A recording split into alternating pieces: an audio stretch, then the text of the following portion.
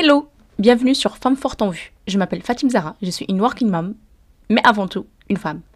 J'adore apprendre tout ce qui permet de développer ma vie sur tous les niveaux.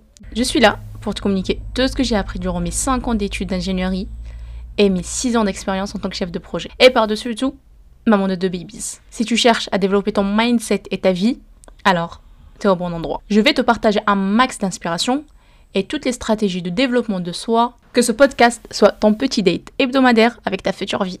Bisous. Si tu veux écouter encore plus de podcasts, plus d'épisodes pour te développer, n'hésite pas de t'abonner.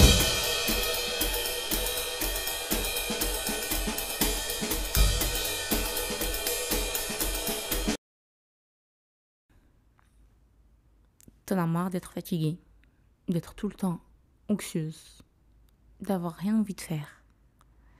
Enfin, ou plutôt d'avoir envie de faire, mais en fait, t'as l'impression que ton corps suit pas ton cerveau. Mais écoute, aujourd'hui, cet épisode est fait pour toi. En effet, on va parler des 5 méthodes qui m'ont aidé moi, en tout cas, pour booster mon énergie. Alors pour ma part, j'ai commencé à avoir des sentiments de fatigue, anxiété, stress depuis le Covid. Je pense que le confinement, je pourrais le remercier pour ça. Et en fait, ça s'est accentué aussi avec la naissance de 2 babies. Donc la première, la deuxième, vous savez, avec une grossesse plus accouchement, manque de sommeil, fatigue, c'est pas ce qu'il nous manque. Et du coup, j'ai commencé à chercher un peu des méthodes pour arrêter de me sentir fatiguée et comment je pourrais un peu booster mon énergie parce que clairement, je pouvais pas me pointer au travail alors que j'ai envie de dormir.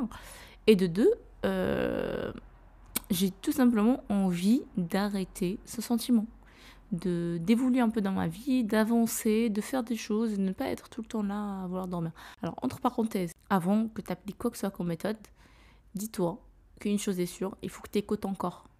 Donc, si à un moment donné dans la journée, par exemple, tu as clairement envie de dormir, ça sert à rien de te battre parce que c'est un signal de ton corps, il faut l'écouter, il faut aller dormir.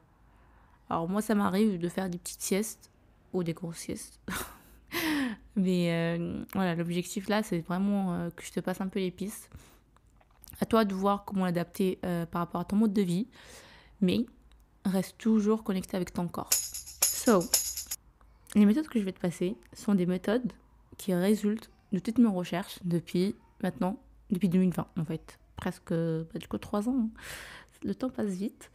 Donc, en fait, je cherchais un peu sur Internet comment augmenter ma productivité, arrêter mon anxiété et développer ou se procurer un sommeil de qualité. C'est sûr que ces paramètres dépendent de plusieurs d'autres critères, à savoir le corps, notre corps, donc comment il est, l'âge, notre situation personnelle actuellement. Donc si on est, enfin voilà, par exemple, on a un projet qui est en cours et du coup, ce qui résulte, du coup, on se sent un peu plus stressé, anxieux par rapport au sujet. Mais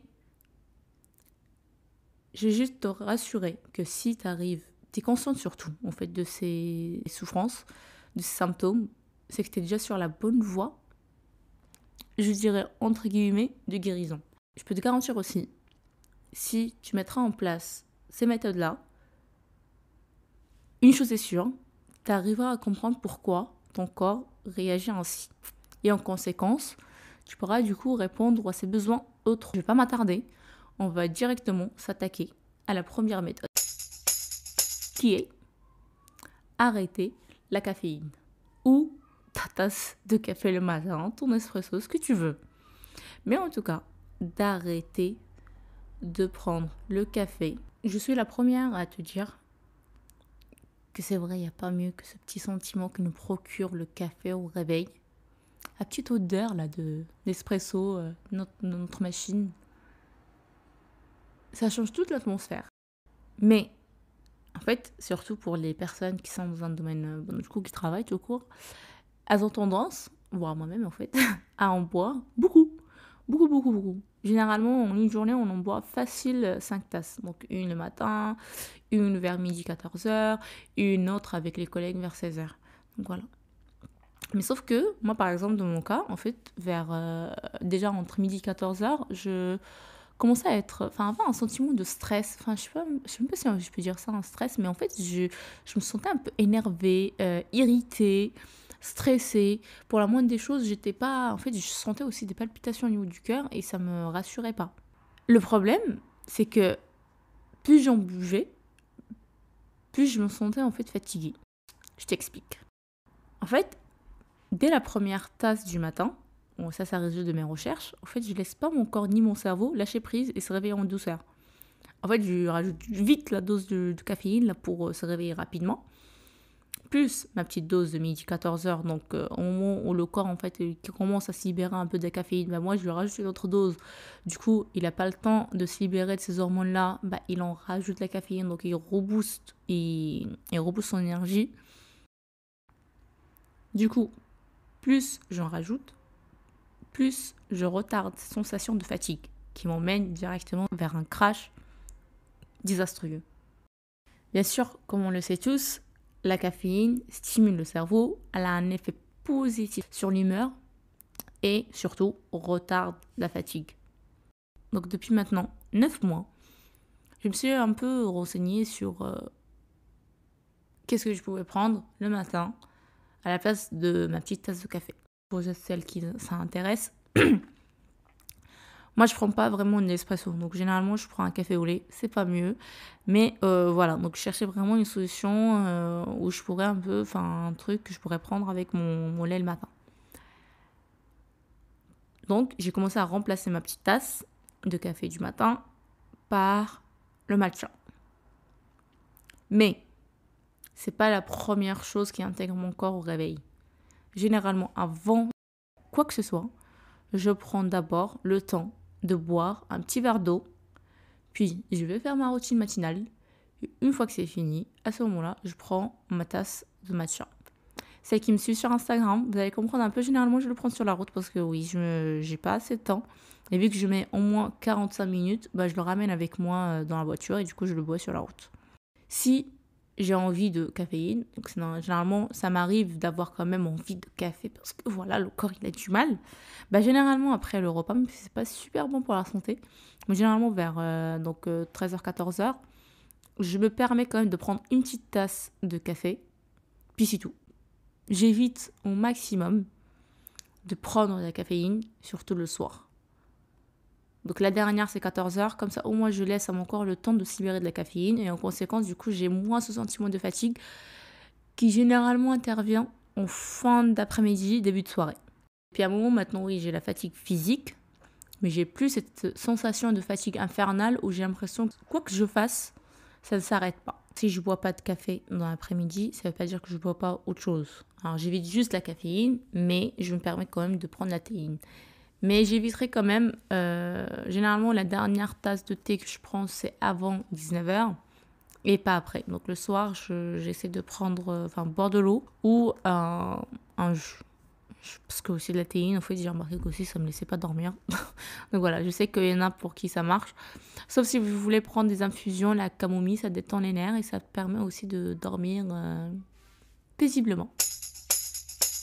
La deuxième méthode, et pas la moindre, est les compléments alimentaires. Je sais qu'il y a une équipe qui va être d'accord, d'autres qui vont pas être d'accord. En tout cas, je parle de ma propre expérience. J'avais une fatigue vraiment infernale avec les accouchements, les grossesses, voilà, les nuits en fait de sommeil très très très très éclatées. Il fallait que je retrouve une deuxième solution et du coup j'avais pris un rendez-vous avec mon médecin. Donc je lui ai dit clairement que je dors, enfin des fois je dors pas en fait, je me réveille plusieurs fois la nuit. Et qu'avec le travail, en fait, c'était compliqué à tenir une journée parce que j'avais tout le temps cette sensation de fatigue et qu'au bout d'un moment, ça jouait un peu sur mon humeur parce que j'étais tout le temps un peu énervée, stressée. Donc, il m'a prescrit plusieurs compléments alimentaires, apparemment, qui aident à lutter contre la fatigue. Donc, la première, vitamine D, en ampoule. À part ces autres bienfaits qui sont très bien pour notre corps, mais pour le moment, ce n'est pas le sujet de notre épisode. Ce qui nous intéresse, c'est son pouvoir pour booster le système immunitaire. La vitamine D est une vitamine qui se produit naturellement à l'exposition du corps au soleil. Sauf que en France, c'est pas très très ensoleillé. Donc voilà, une petite ampoule pourra nous aider un peu à booster notre immunité et en conséquence, du coup, avoir moins de maladies et cette sensation d'anxiété. Moi, en tout cas, ça m'aidait dans ce sens. Le deuxième complément alimentaire que je prends aussi, c'est le fer. Selon notre état, notre situation, notre corps, notre besoin en fer et son absorption sont très variables. Donc pour les mamans, futures mamans par exemple, ou tout simplement en fait les femmes, nous avons un besoin accru en fer comparé aux hommes. Pour la simple raison, tous les mois, on a un rendez-vous qui fait que on perd beaucoup plus de sang et de ce fait, on a besoin de fer pour rester en bon état. Depuis ma prise de fer, j'ai remarqué que en fait, j'ai moins ce sentiment de fatigue drastique qui m'arrivait assez souvent en fait, suite à l'allaitement. Et je trouve que en fait, le fer, à chaque prise, alors, il faut le prendre une semaine, voire un mois. Donc ça dépend vraiment du médecin, ce qu'il va vous prescrire. Mais pour mon cas, je le prends pendant un mois. Ou, par exemple, quand c'est ma période, je le prends une semaine avant et une semaine après. La prise de fer me permet de lutter un peu contre la fatigue que j'ai tendance à avoir pendant cette période et en conséquence être un peu plus boostée pour travailler sans que pour autant que je me sens un peu moins que les autres parce que c'est vrai que ça m'a inculpé un peu un sentiment de faiblesse. Je me sentais faible comparé aux autres et aussi j'ai arrêté d'avoir un visage pâle où tout le monde te demande « Ah mais pourquoi? Qu'est-ce qui t'arrive? T'es malade ?» Voilà, c'est une solution pour plusieurs problématiques.